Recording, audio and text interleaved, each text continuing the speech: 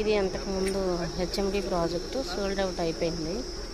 అంటే ఒక్కసారి అయిపోయిన ప్రాజెక్ట్ కూడా మనం విజిట్ చేయొచ్చు. మన డెవలప్మెంట్స్ ఎలా ఉంటాయి అనేది చూపించటం కోసం కస్టమర్ని ఇక్కడికి తీసుకొచ్చాము.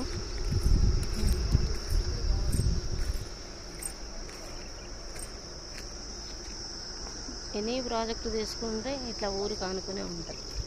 మన హైవే నుంచి బెంగళూరు హైవే నుంచి వచ్చి మనం 2 కిలోమీటర్ డిస్టెన్స్లో ఉంటాము. హెచ్ఎండి ప్రాజెక్టు కొత్తూరు జేపీ దర్గా రోడ్. ఇది